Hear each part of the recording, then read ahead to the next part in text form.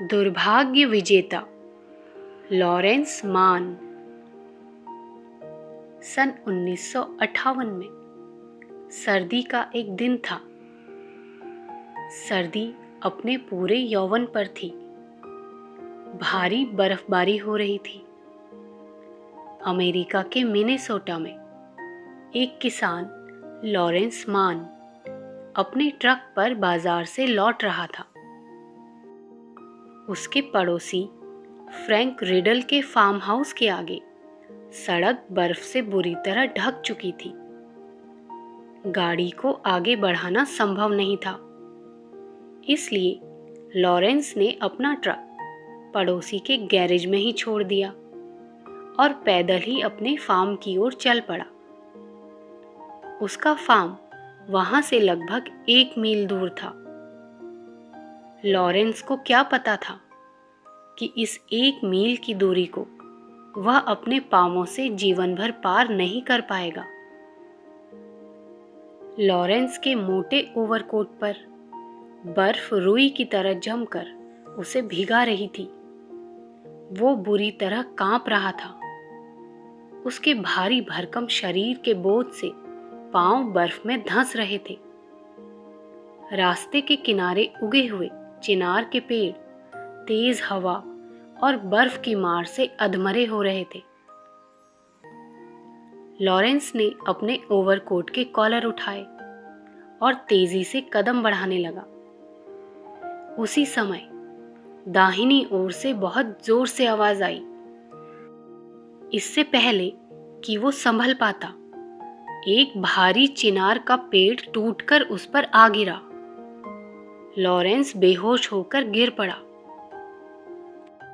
2 घंटे के बाद उसे होश आया तो उसने पाया कि उसके कमर से नीचे आधा शरीर 2 फीट बर्फ में दबा हुआ था। उसके पैरों को पेड़ के तने ने दबा रखा था।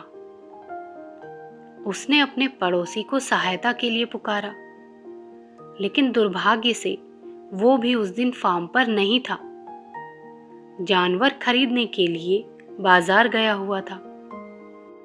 पूरे 18 घंटे तक वो 0 से 20 डिग्री नीचे तापमान पर बर्फ के ऊपर असहाय पड़ा रहा। उसका सारा शरीर ठिठुरकर अकड़ गया था। जब उसका पड़ोसी बाजार से लौटा और अपने गैरेज में लॉरेंस का ट्रक खड़ा पाया तो उसने उसकी खोज की और उसे इस हालत में बेहोश पड़ा हुआ पाया। उसने तुरंत लॉरेंस को 75 मील दूरी पर सेंट पॉल शहर के अस्पताल में पहुंचाया। डॉक्टरों ने तुरंत ही उसका ऑपरेशन किया। डॉक्टरों ने अपनी पूरी कोशिश की, लेकिन फिर भी वे लॉरेंस के पैरों को नहीं बचा सके। उसके दोनों पैर अब बेकार हो चुके थे। वो अब न तो ट्रैक्टर चला सकता था और न ही ट्रक और न खेती के कोई औजार। 480 एकड़ के खेत, 100 गायें और 20,000 टर्की वाले फार्म को संभालने की क्षमता अब उसमें नहीं बची थी। जब वो होश में आया तो उसने डॉक्टरों से पूछा, मेरे पांव सही सलामत तो हैं? डॉक्टरों ने उसे झूठे दिलासे दिए, गोलमोल बातें की, घुमा फिराकर उसे धैर्य रखने के लिए कहा, लेकिन सच्चाई अधिक समय तक उससे छुप न सकी। जीवन का ये भयानक सच उसके सामने आ गया था और तुम अपंग हो, ये कहकर मुस्कुरा रहा था। लॉरेंस की आंखों के आगे अंधेरा छा गया। जीवन के बीते हुए दिन उसकी आंखों के आगे दौड़ने लगे। सन 1953 में वो कोरिया के युद्ध से वापस लौटा था। तभी उसकी मुलाकात मैरी से हुई थी। मैरी के साथ विवाह करने के बाद दोनों ने एक सुनहरे भविष्य के सपने देखे थे। उन्होंने हिंकेली के पास एक वीरान पड़े हुए खेत को सस्ते दामों पर खरीद लिया और उसे आबाद करने के लिए दिन रात एक कर दिया था। उन्होंने अपने हाथों से इस बड़े फार्म की बाड़ बनाई, झाड़ियां साफ की, चारागाह की जंगली घास को साफ किया और उस वीरान जमीन को अपनी मेहनत से एक सुंदर फार्म में बदल दिया था। उन्होंने कभी ऐशो आराम से रहना नहीं चाहा। वे कभी सिनेमा देखने नहीं गए। वो फार्म ही उनका कर्म क्षेत्र था और वही उनका मनोरंजन भी था। दोनों अपनी मेहनत से खेत में सोना उगाते रहे और उनके सपने पूरे होते गए।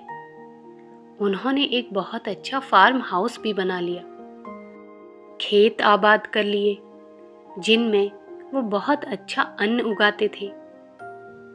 अमृत जैसा दूध देने वाली उनकी गायें थी और अच्छी आमदनी देने वाले टर्की थे। 3 फूल जैसे नन्हे बच्चों ने आकर उनके जीवन को और भी अधिक सुंदर बना दिया था। उन बच्चों को सुयोग्य, सुशील और सच्चा नागरिक बनाने का वे कर्तव्य निभा रहे थे। तिनका तिनका चुनकर अपना सुंदर घोंसला बनाने के लिए चिड़िया न जाने कितनी मेहनत, कितनी बुद्धि और कितनी कुशलता का उपयोग करती है। वैसे ही इन दोनों ने अपने इस सपनों के महल को सजाया और संवारा था। लेकिन आज वो सुंदर महल समय की एक निर्दयी ठोकर से टूटकर बिखर चुका था। लॉरेंस का आत्मविश्वास ये सब स्वीकार नहीं कर सका। दूसरे ही पल इन अंधकार के पलों में प्रकाश की किरणें झिलमिलाने लगी। उसका संकल्प जाग उठा, नहीं नहीं, मेरे सपनों को एक छोटी सी दुर्घटना तोड़कर नहीं रख सकती। मेरे 2 पांव ही तो गए हैं, बाकी सभी अंग तो पहले की तरह हैं। मैं इन बचे हुए अंगों से ही अपने सुंदर घोंसले को बिखरने से बचा लूंगा। लॉरेंस की पत्नी मैरी उसे विश्वास दिलाती, तुम अच्छे हो जाओ, हमारा फार्म वैसे ही चलेगा। तुम्हारी 2 टांगें ही तो गई हैं, मेरे ये 2 पैर भी तो तुम्हारे ही हैं। हम दोनों एक हैं, 2 अलग अलग नहीं। मैरी के इस प्रेम और इस विश्वास पर लॉरेंस खुश हो उठा। इसी दिन के लिए विवाह के बंधन को मनुष्य हंसते हंसते स्वीकार करता है। 3 महीने अस्पताल में रहने के बाद लॉरेंस को छुट्टी मिली। इतने समय तक मैरी ने फार्म को पहले की तरह चलाए रखा। लॉरेंस अस्पताल से ये संकल्प लेकर निकला था कि अपने पांवों की कमी वो अपने हाथों और अपने मस्तिष्क से पूरी करके रहेगा। घर आने के दूसरे ही दिन वो अपनी व्हीलचेयर को अपने ट्रैक्टर के पास ले गया। पैरों के बिना ये व्हीलचेयर ही उसके पैर थे। उसने मैरी से कहा कि उसे सहारा देकर ड्राइवर की सीट पर बिठा दे। मैरी ने पूछा, क्यों? लॉरेंस ने कहा, ऐसे ही बैठने का मन कर रहा है।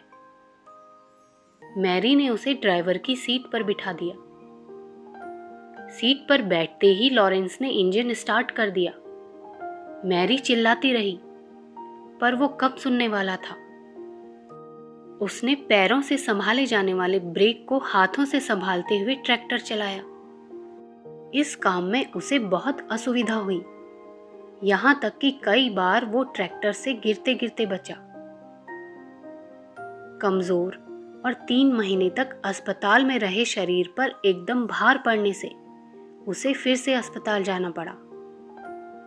इस बार डॉक्टरों ने उसे पूरी हिदायत दी कि वो इस तरह के जोखिम भरे काम ना करे। उन्होंने तो यहाँ तक कहा कि वो अपने फार्म को बेच दे और सरकार से अपने लिए और अपने परिवार के लिए आर्थिक सहायता मांगे। लॉरेंस डॉक्टरों की बात सुनता रहा, लेकिन वो उनकी बात से सहमत नहीं था कि वो सफलतापूर्वक ट्रैक्टर आदि नहीं चला पाएगा। इसकी संभावना उस दिन के प्रयोग से ही सुनिश्चित हो गई थी। अब की बार अस्पताल से घर आने पर लॉरेंस ने पहले की तरह जल्दीबाजी नहीं की। उसने पहले अपने हाथों को व्यायाम के द्वारा इतना मजबूत बना लिया कि वे हाथ और पांव दोनों का काम कर सके। जब उसके हाथों की मांसपेशियां पूरी तरह बलवान हो गई तो वह फिर से ट्रैक्टर चलाने को तत्पर हो गया। घर वालों के मना करने पर भी वो नहीं माना। कुछ दिनों के अभ्यास से वो पूरी तरह ट्रैक्टर चलाने में सफल हो गया। ये उसकी बहुत बड़ी विजय थी। खुशी से भरकर लॉरेंस ने कहा, इस दुर्घटना ने मुझे और भी कुशल और समर्थ बना दिया है। पैरों के बेकार होने के बाद भी लॉरेंस अपने खेती के काम को पहले की ही तरह बहुत अच्छे से संभालने लगा। अपनी व्हील चेयर पर बैठकर वो सारे फार्म के कई कई चक्कर लगा लेता, खेती कर लेता था, पशुओं को संभाल लेता था। इसके लिए उसे अपने काम करने के तरीके में थोड़ा बदलाव जरूर करना पड़ा। वो पहले की तरह ट्रैक्टर, बुलडोजर आदि को खेत पर ठीक नहीं करता, बल्कि गैरेज से ही उन्हें पूरी तरह संभाल कर तेल भरकर ले जाता था। इन सभी कामों को अच्छी तरह से करने के लिए उसने कई नए नए यंत्र बनाए। खेतों में गेट की जगह पर कैटल ग्रिड लगा दिए, जिनसे गाड़ियां तो अंदर आ पाएं, लेकिन जानवर अंदर नहीं आ सकते थे। यही नहीं, पैरों से अपंग हो जाने के कारण उसने फार्म पर ऐसी कई मशीनें बनाई जिनसे कम मेहनत में अधिक काम लिया जा सके। इन यंत्रों का निर्माण होने से सिर्फ लॉरेंस को ही नहीं, बल्कि अमेरिका के अनेक किसानों को फायदा हुआ। लॉरेंस ने बर्फ को हटाने की जगह उसको पिघला कर पानी बना देने के लिए एक विशेष यंत्र का निर्माण किया। अपने फार्म में टर्कियों को खाना देने के लिए उसने एक ऐसा यंत्र बनाया जो हर हफ्ते 20,000 टर्की को 25 टन दाना अपने आप दे देता था। उसने ऐसी गाड़ियों का निर्माण भी किया जो अपने आप खाली हो जाती थी और अपने आप भर जाती थी। उसने अपने लिए बिजली के पहियों वाली व्हील चेयर बनाने की भी सोची थी, लेकिन बाद में उसने इस विचार को बदल दिया, क्योंकि उसे लगा ऐसा करने से उसके शक्तिशाली हाथ निष्क्रिय और कमजोर हो जाएंगे। लॉरेंस मान के आत्मविश्वास और अद्भुत साहस के सामने दुर्भाग्य भी पराजित हो गया। अपने खेती के काम में उसने बड़े बड़े रिकॉर्ड बनाए। अमेरिका की सरकार ने उसे मक्के की खेती में बहुत अधिक उत्पादन करने के लिए पुरस्कार भी दिया। बिना पांवों वाले उस इंसान ने सही सलामत पांव वालों से भी बाजी मार ली। यही नहीं, अपने पांवों को खो देने के बाद ही उसने अपने मस्तिष्क की अद्भुत शक्ति को खोज निकाला और उसका उपयोग किया।